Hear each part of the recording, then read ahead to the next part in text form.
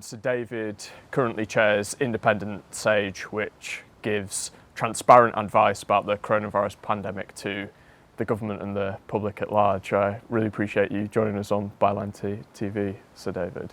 So the government said that it's followed the science during the pandemic. What's sort of your been reading of it?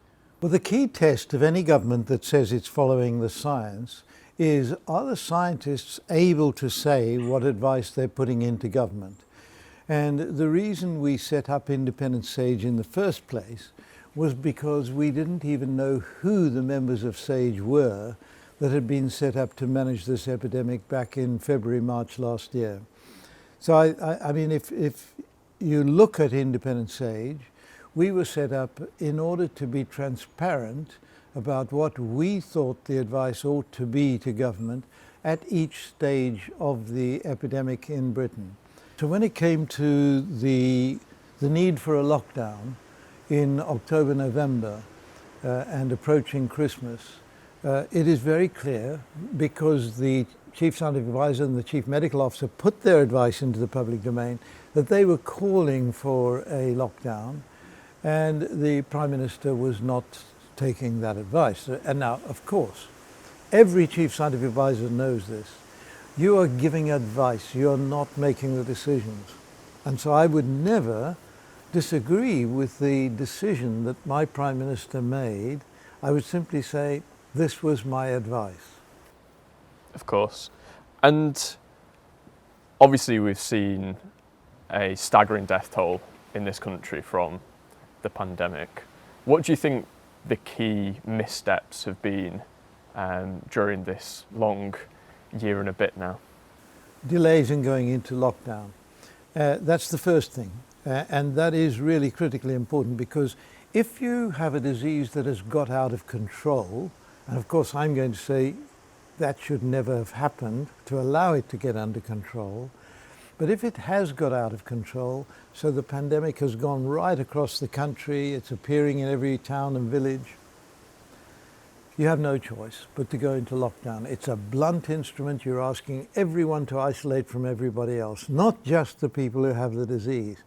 So each time, starting with March, we should have gone into the first lockdown on the 5th of March, not on the 23rd of March. And this is the point at which the disease presence in the country, in terms of the number of people going down with it, was doubling every 3 to 4 days. It was quadrupling every week. Right? So this is when the pandemic took off. And you might remember in the early stages, even right up to the summer last year, we were hearing that you have to have a balance. It's not just separate people out who have the disease, etc. It's what are we doing to our economy? We've got to have the economy fully up and running. This is a totally false dichotomy. There is no difference between managing an epidemic properly and managing it for your economic growth properly. Because if you do separate everyone else, everyone who has the disease and has been in contact with them from everybody else, your economy runs on. And I think that was another thing that really rather frustrated me. And the question has got to be, we don't know the answer to this. Were the advisors saying this? It is possible.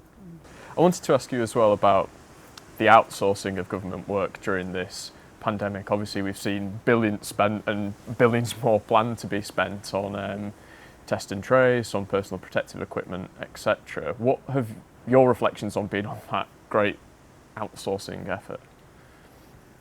I think what is interesting is that the outsourcing is public money being spent in the private sector to manage a pandemic while it's in full flow, literally in full flow.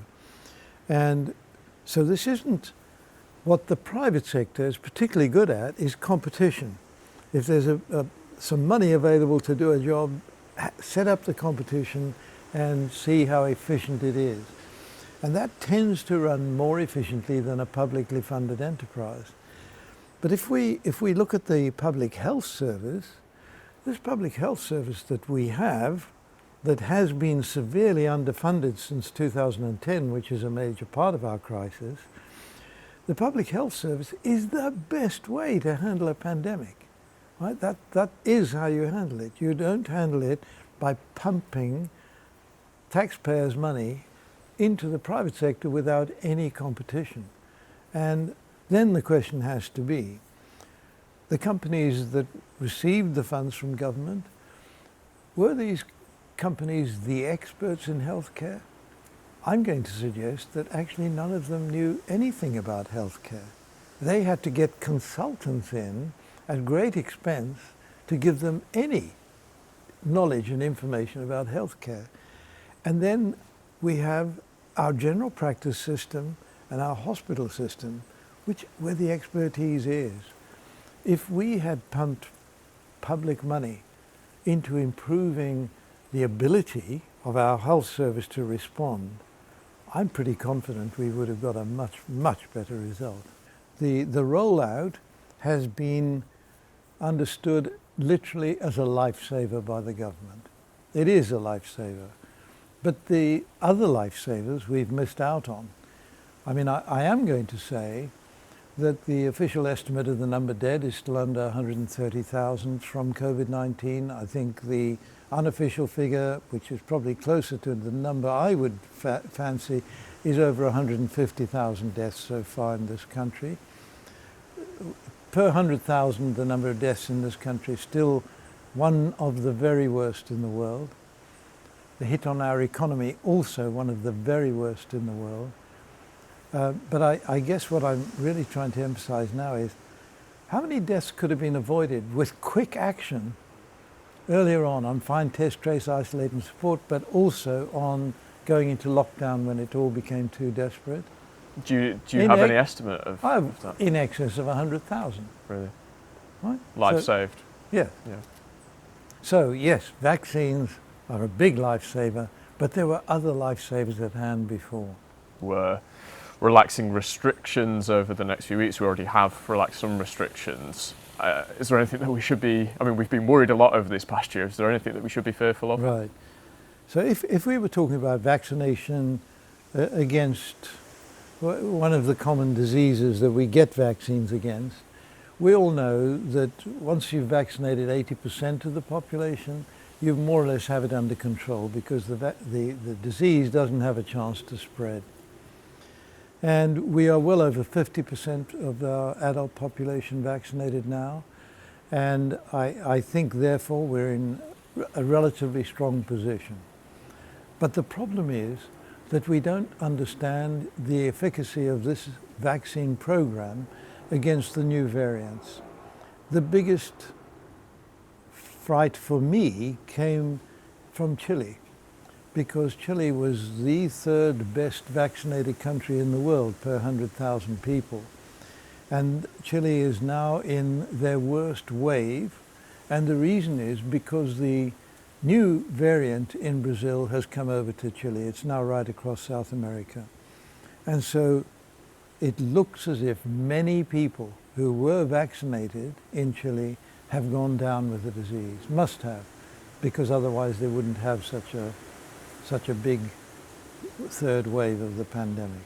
So my worry is that our leaky borders, and by the way, just putting a red mark against Brazil and Chile doesn't do it, because people may well travel from Chile to a country that we haven't labeled as a red country, and then come on to us.